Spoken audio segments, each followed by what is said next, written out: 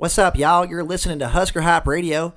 Listen and subscribe on Apple, Spotify, and YouTube. And if you're looking for more fun, head on over to Instagram, TikTok, and Twitter and follow us at Husker Hype Radio. On in the backyard right now. Okay, ladies and gentlemen, boys and girls, welcome to episode 49 of the Husker Hype Radio podcast. This time, folks, it's all three of us. I'm Eddie Rosenthal, joined with Aaron Worsfold and scary Dr. E-Rock. He's got the war paint on today, baby. Talking about the psych ward. Just got out of the psych ward. He wants to talk scrimmage. Let's talk a little scrimmage. The boys had their scrimmage today. That's probably the biggest news, I think, and that's probably what our pod is going to be based off of. Maybe if we want to go into some things before that, transfer portal has opened up today, and folks, we got 2 in there, only 2. And these are guys that haven't even been with the team since a while. Didn't practice spring ball. So one of them, Corey Collier, we've talked about him before, safety out of Florida, played for Florida, is now officially in the transfer portal. And then Eric Fields. Guys, I'll be honest with you, I did not know we had a Eric Fields on our team. No, I didn't either. Did you, Eli? I did know him. I was excited about him, not going to lie to you. He was a fast linebacker. Thought he'd be a good fit in Tony White's system. But, hey, something was going on. Too many dogs in the bull house, and sometimes you can't eat. Not enough dog food for everybody.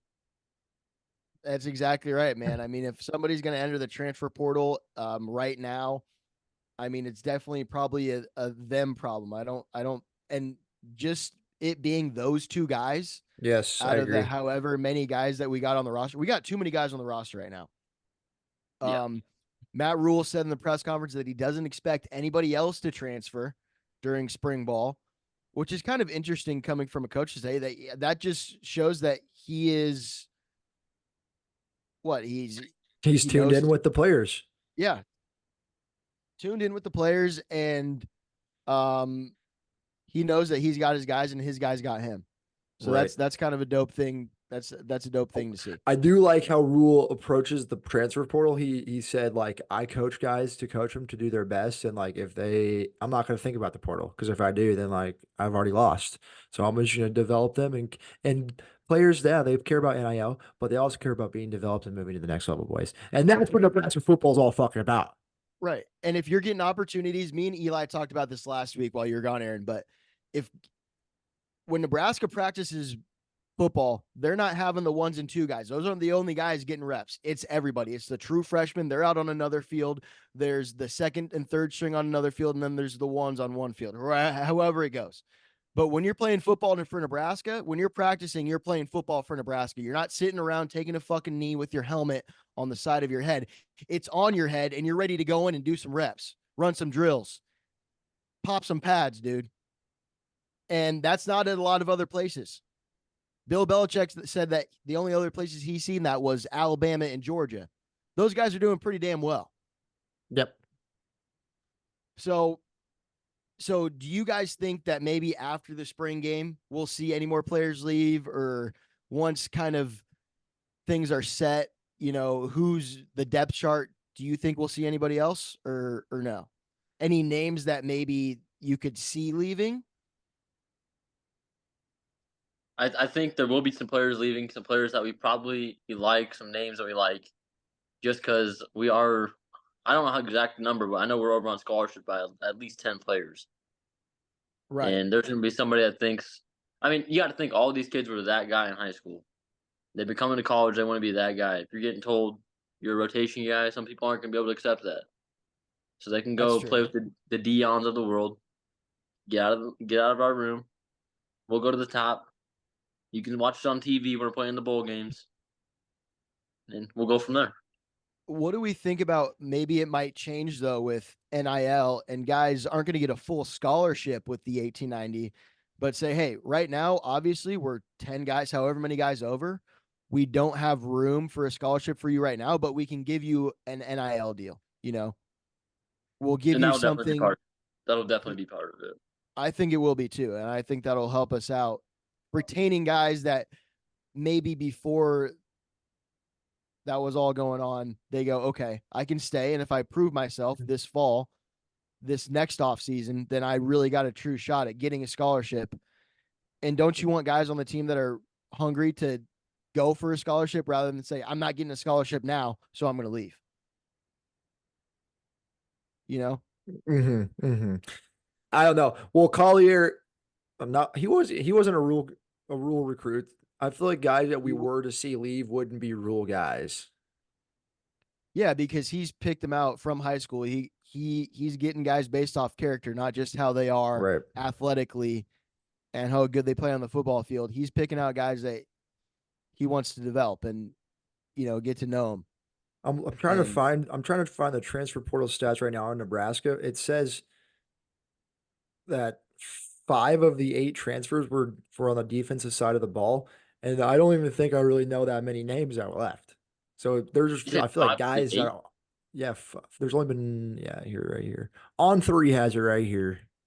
So, but this like today, it was only 2 though. You're talking about 8 since fall ended. Yes. Correct? Yep. Okay. Yeah. What about picking up guys? I don't know if I see that either. Picking guys up in between now and then. If we are, like we already said, we got 10 guys over, unless somebody says wants to come play for us, I don't feel like Matt Rhule is going to come out and pick somebody out of the portal. I think so too. We got our guys.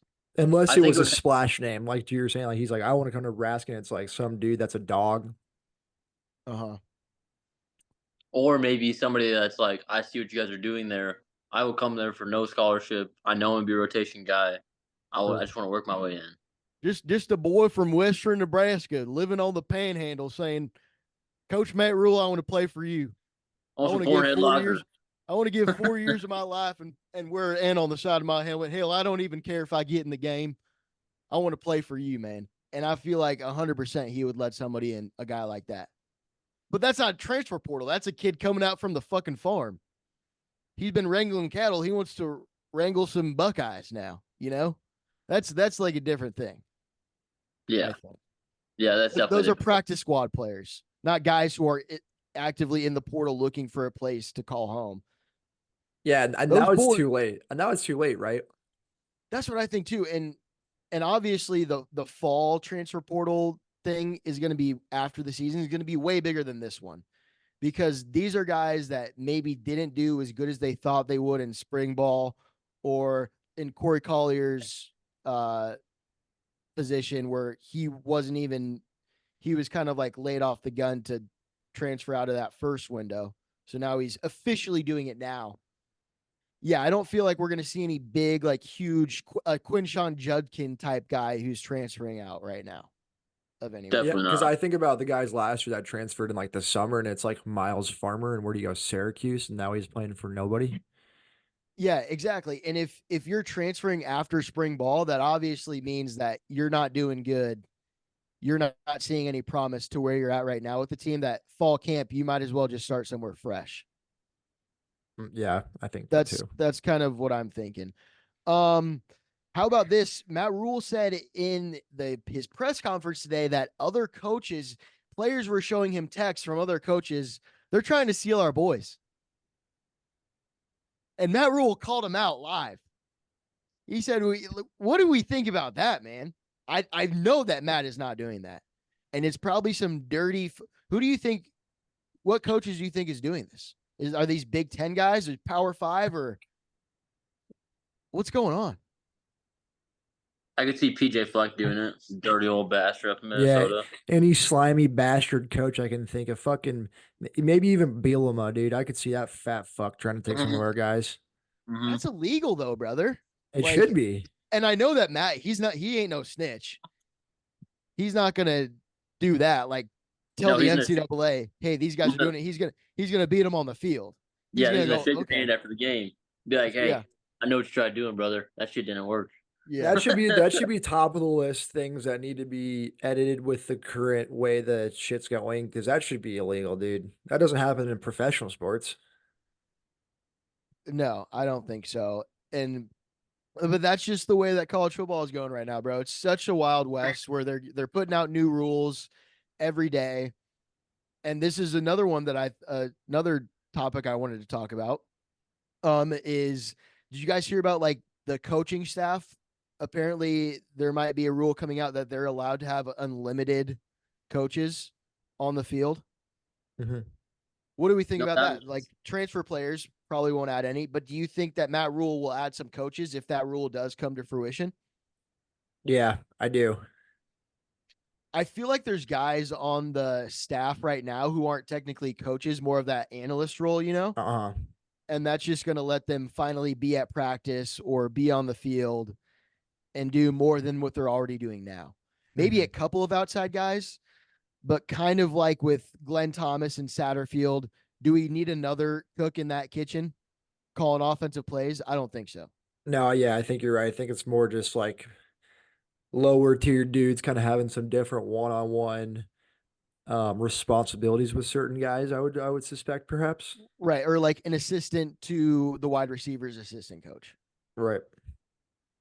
or maybe like a local podcast with 3 diehard Nebraska fans that will just watch every single play of I film think that would all really season play. long. I think that would really play with recruiting and the overall wellness of a program. Overall, hey, we are hype coaches. That's what we are. Put us up, put us on. Aaron, Eddie, Eli, director of hype personnel and morale and team morale, Directors of hype. directors of hype. We've said it before, man. And that we're just waiting on the call, brother. You have our number. Just let us know, man. Just let If us you know. need somebody to go missing, I know a guy. It's Doctor. That's all I'm gonna tell you. Hey, and he wears Hey. face paint. Think it kind of on to coaching now again. Another topic is that Matt Rhule today brought up Garrett McGuire's name in a very interesting way, I feel. He said that, well, he was talking about the wide receivers and saying that they're having a hard time getting off the press. They're dropping balls. And then he called out Coach McGuire saying that he needs to get those guys to be better at doing those things. And I just think that's almost like him talking about a player, you know? Because McGuire's young, and it just gives me like the vibe of him saying like this person needs to step up. But it's weird because it's somebody that he hired as a football coach. Do you guys understand that? Where I'm Yeah, coming from? I think like you could definitely take that perspective on it. I also think that he mentioned Garrett McGuire today too, because Garrett McGuire also took the stand and so did some wide receivers, and so that was probably like something that they had talked about, and so he brought it up. I guess I Right. missed the context of how he said it. I didn't see that either. I just saw it in the 247 Huskers notes. But Because just seeing McGuire also made that comment about getting off blocks and stuff like that, or what impressing and stuff like that when he was on the stand right. too. So it must have been something that was like kind of going on that week of practice, maybe, or going on the last month. Yeah, spring ball, something that's I mean, dropping balls, that's unacceptable as a wide receiver. We can't be dropping balls during scrimmage games or in open air, just air drills, you know. Like that's something that needs to get fixed immediately. Blocking, that's I feel like something about being more aggressive. But just the way that it was said kind of interested me and kind of struck a chord where I was like, Also maybe what do you guys think? I would say probably the wide receiver room, and we've touched on this, is the weakest room probably on the team, right? The youngest. We only returned. I wrote the stat down. We only returned 32 receptions from returning wide receivers. Not many receptions. dude, that's fucking 3 a game, bro. Less than 3 a game. Yeah. I don't disagree completely with you, but if you remember how last year started, Marcus Washington was our main guy, Billy Kemp. People started going down with injuries, and we had to rely on Malachi Coleman, who wasn't even on campus until football started. Jalen Lloyd, it's like my size, but obviously faster shit. We had to rely on Right. those guys to hop in, and that's kind of why the wide receiver room was kind of. We had Alex Bullock, a walk-on guy out there leading the team in receptions last year. Yeah. Right. And yeah, so last year, wide receiver definitely probably was one of the worst positions on the team, if not the worst, due to injury. But now, not a lot of returning guys, but I think Jamal Banks and Isaiah Naird bring something Yeah. very special into that room. Like you got a leader, you got a guy who was all conference at Wake Forest. He's not playing in the Big Ten, but he still played in the ACC. and he had 50-something receptions. So I don't think that wide receiver will be our weakest link of the team this year if these This guys year. stay healthy. Dude, I'm excited about those guys too because McGuire mentioned today too that they're like two of the biggest dudes on the field. And I was thinking about recent history. We haven't had too many like big dudes at wide receiver. Right. Even Trey Palmer, not a big body guy. I'd say maybe our big, like the last guy I can remember, dude, is Quincy Enumwa. Like Yeah, a big wide good pull. receiver. Good pull. I like that. Was Stanley You know? Morgan pretty big? Stanley Morgan Stanley Jr.? Morgan, yeah, he was big. That's true as well. But other than those two guys, can we name a big Omar Manning. Alonzo Moore? I wish Omar Manning would have been better. I was always hyped up on him. Yeah, Booby. I do wish Booby would, but he was a big body type guy, but didn't perform well. Stanley Morgan, only 6 foot, 200 pounds right now, or that's what he was listed as. Interesting. Damn. Niles Paul, he was a big guy as well. But no, I think that the way that we want to run like a Nebraska offense is you got to have big guys on the exterior blocking guys 20 yards down the field, you know? And Malachi Coleman, I don't know if you guys saw that picture today of him, but he's starting to look like one, dude. Dude, yes. Whoa. Oh, he looked like a different fucking human being, bro. Yeah. What was up with that picture? I was like, okay, well, And that boy fast. maybe we do got some big body guys now. And that boy fast. Yeah, his frame was he has a great frame, and he's definitely built on, dude. I'd say 20 fucking pounds of muscle. Like that dude looks different. McGuire, I will say, because we were mentioning McGuire earlier about him getting kind of ripped into. Two things on that. You can only imagine what Matt Rhule's doing behind the scenes. Like, this team was fucking, we're going to lose because of you? You're going to hold us back here? Damn. I bet he's laying into Coach McGuire behind the scenes that we can't even see because he wants him to be great. Any great coach will coach you hard because he wants you to be great. We know that about Matt Rhule. But do you think that he talks to like Tony White like that? Well, I guess that's different because Tony White's doing his job. Yeah. That was bad. My bad. Satterfield's getting ripped into. Okay. Yes. All right. Yeah. You're right. And Doc's also, right. Garrett McGuire is kind of a thing where he took a chance on him. He's not a proven coach. He's my age, 24 years old, and he's coaching guys 2 or 3 years younger than him.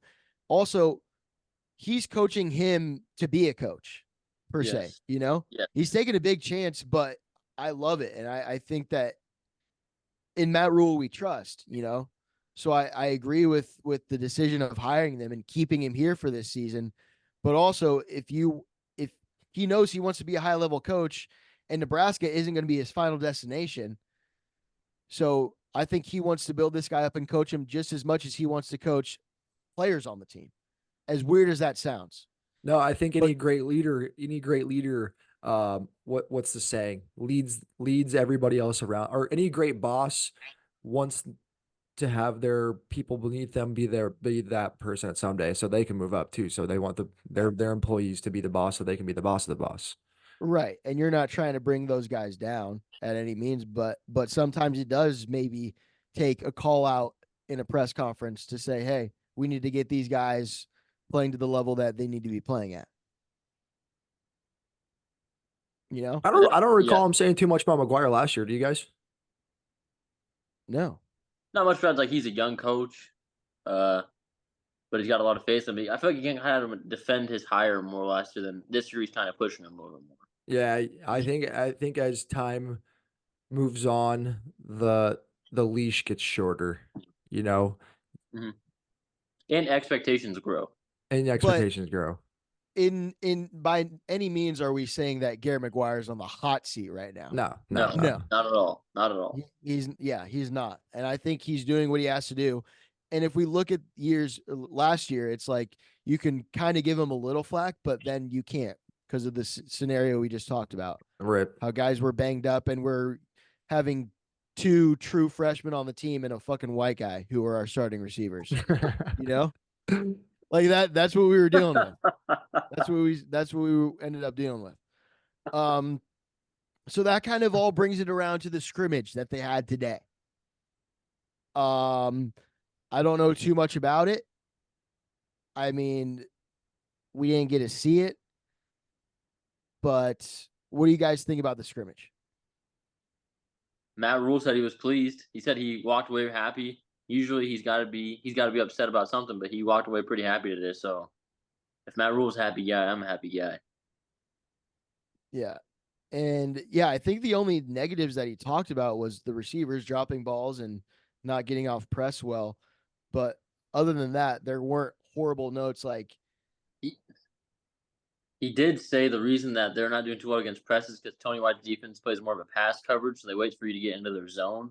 And then they lock you down, don't like get to the line and press you. But McGuire did mention, he said, I can't wait for Coleman to get back because he's going to take advantage of that press coverage. People try to do that against us. And Jamal Banks was exploiting press coverage today because if you put your hands on him, he can put his hands on you. He can kind of throw you around a little bit, and then he gets open. So that excited me. That juiced me up a little bit. You put your hands on me, I'm putting my hands on you.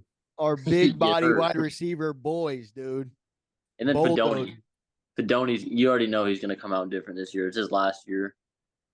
And then, bro, think about that press, what that turns into when they press him hard and put their hands on him and they think they're going to run a route, but then Malachi just fucking drives them into their own sideline, dude, and puts his ass on the ground. And then Mike Evans says, let's go again. Let's go again.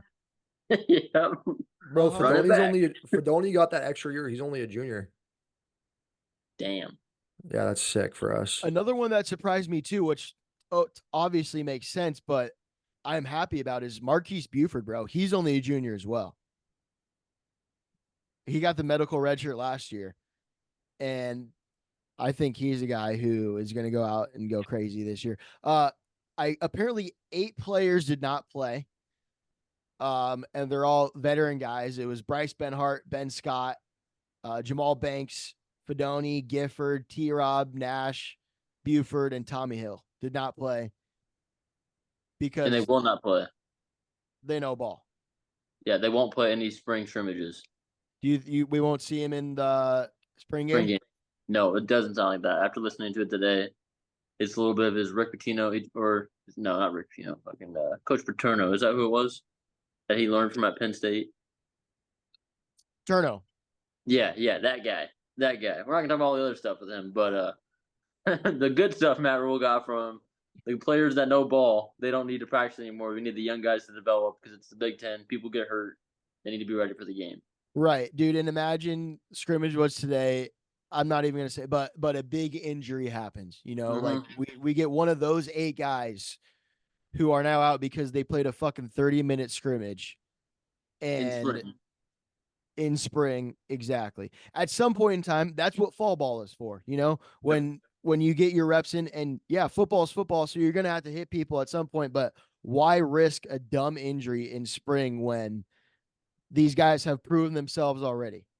And like that's just stupid. So yeah, I like that, and it gives guys beneath them a chance to kind of show themselves. But that's almost like those 8 guys there. Then you could say are going to be starting. You know. Yeah. Like those 8 names: Tommy Hill, he's got a spot at corner. Jamal Banks, he's a guy who hasn't even played at Nebraska yet, but he sat out because he's that dog, I guess. He was the first player to talk out of any press conference at all this whole entire year. That's got to say something. Yeah, that's true. Bryce Benhart, Ben Scott, Fedoni, Gifford. So those are guys that Buford. That's interesting because he's definitely probably came a long way since his injury. Those last 4 games, he did okay. I wouldn't say he was an outstanding player. Like he didn't blow me away, but it must be a thing where he's playing good enough right now to, kind of have at safety position locked in, if not rotating between him and Hartzog or somebody. Yeah, I agree. And these are single digit guys almost, you know what I'm saying? Like these are some leaders on the team. And the thing I like about how Rhule has it set up is that these guys aren't just in the corner jacking off with their knees on the ground like Eddie's saying. They're out here part of the team, helping the other position group guys that they're with and whatnot. And one thing I like about the spring scrimmage stuff, or like the spring what's it called? I don't know, the mini game stuff the spring lane they got going on, is that they have a lot of like the GM guys. They were talking about it today on some interviews, that they're like a lot of the injured guys are older dudes, and it makes it a lot more competitive because a lot of times guys are like, "Oh, coach, I'm not a vocal leader. I'm just over here." But when you make them be it, and like you're like, "Hey, you're the GM or you're the captain of this team," it turns into a different dynamic, and they take a lot more of that responsibility on. Yeah. 100%. Yeah, me and Eli kind of touched on this last week. That it's also getting people to compete in spring ball, something where you might just go through the motions. You're running drills, you scrimmage 1 versus 2s, but this time you could have a couple of 1s on your team and 3s, and the teams are pretty balanced. So you guys are competing, and it's a point system. So at the end of the whole spring practice, you want to fucking win. The Rattlesnake Boys want to win, or the Old Gold Knights, they want to win. So that's kind of a really cool thing. I think that keeps guys engaged in spring ball, when spring ball can definitely kind of be going through the motions, waiting for fall camp, And just to put yourself in the mindset for all the fans out there, and even for us, if you're that 3, you're 3rd in the depth chart, you're trying to earn a spot.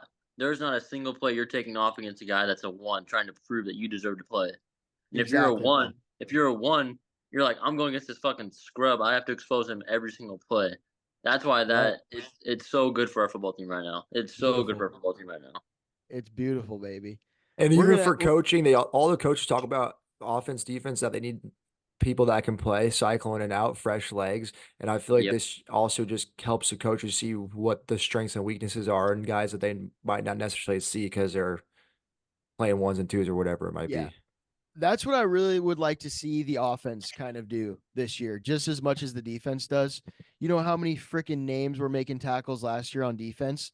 I'd love to see the offense where we got Demetrius Bell in there, or Jay, like just not guys set in stone, but guys who are rotating and everyone's making plays. Eli, I feel like you kind of, what do you think?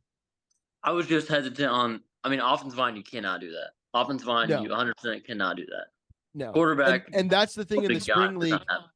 The spring league, the offensive line to stay the same. Everybody have the same offensive line for the spring league.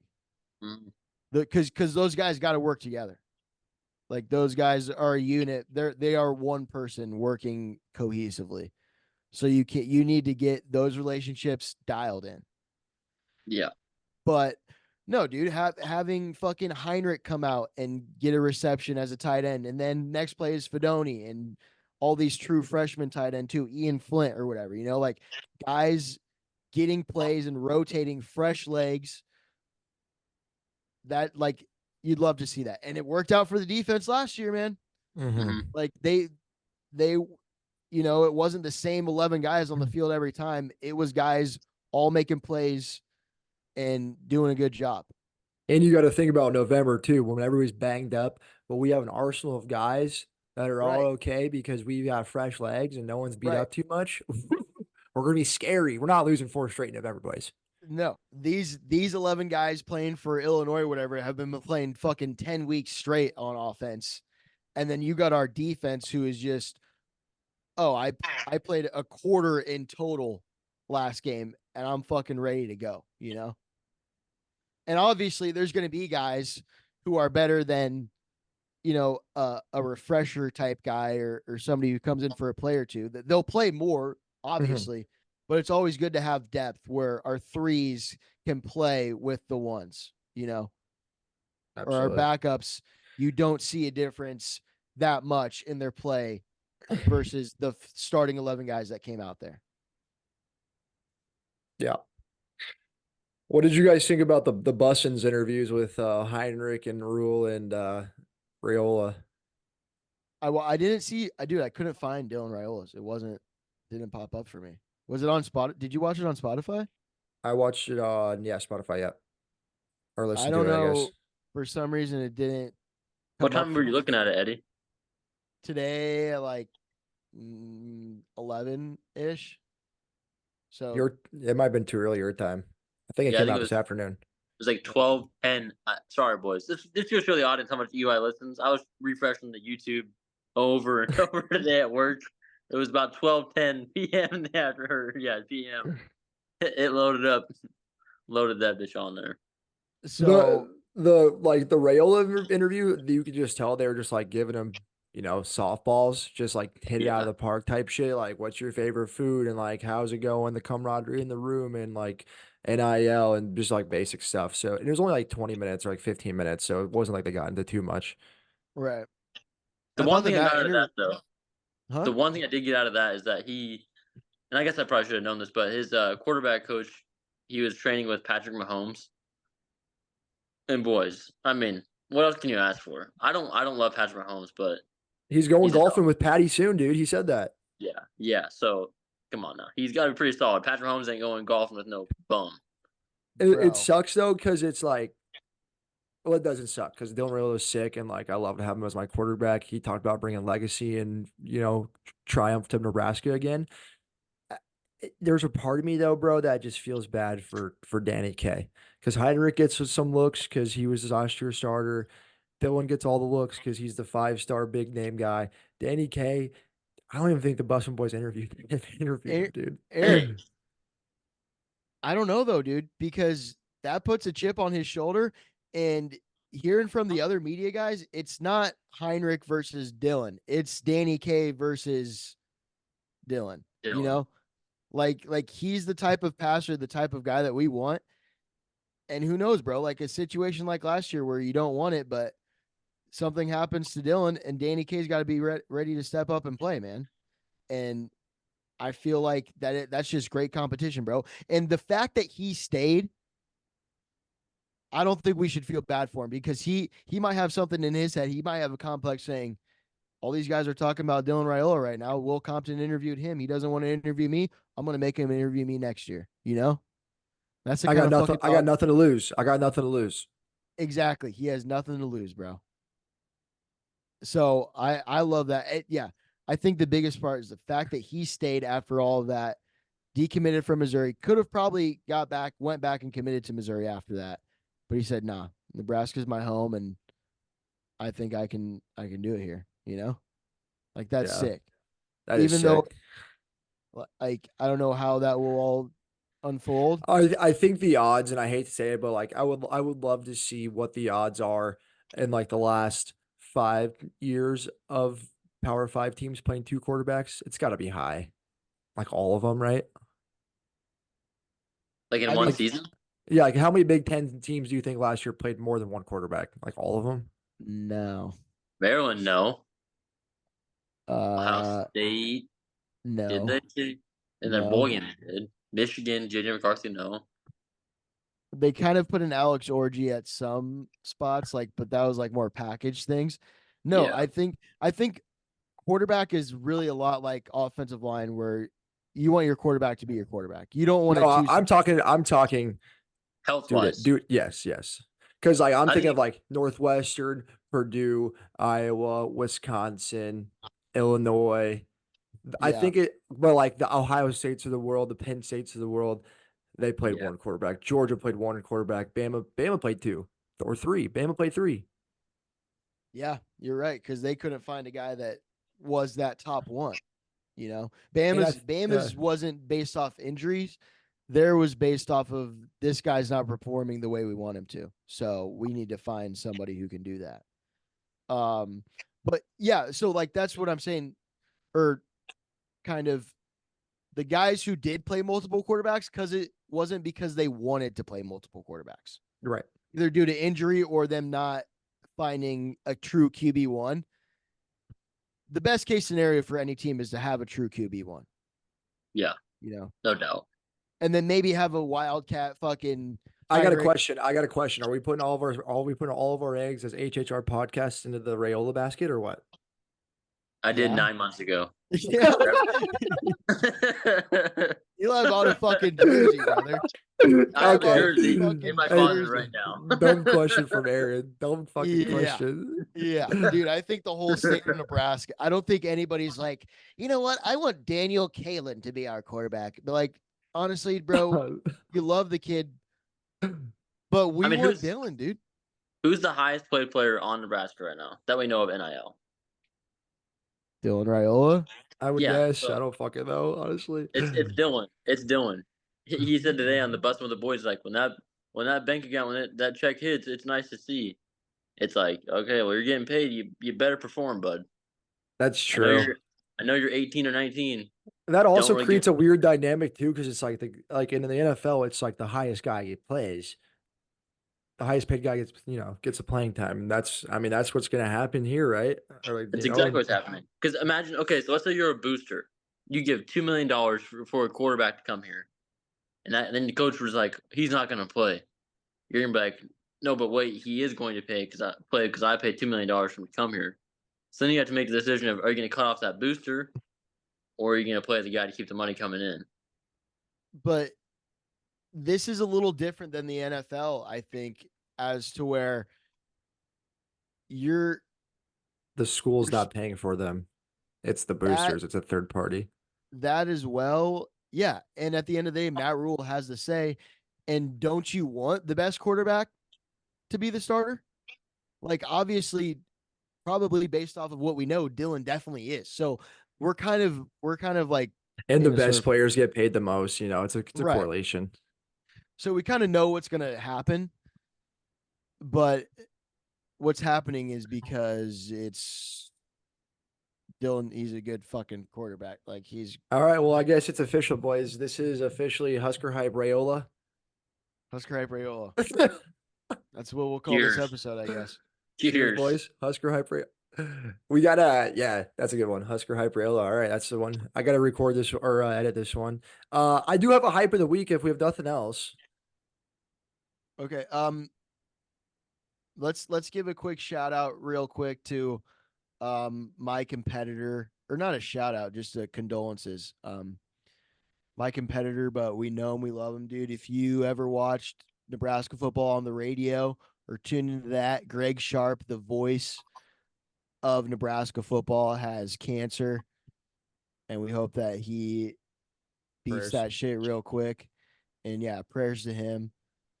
But Greg Sharp, dude, he's a great play-by-play commentator, bro. All those Northwestern Hail Mary touchdown with Jordan Westerkamp and Ramir Johnson scoring against Michigan, all those plays, and they show Greg Sharp's voice, dude, and he is a next level at play-by-play.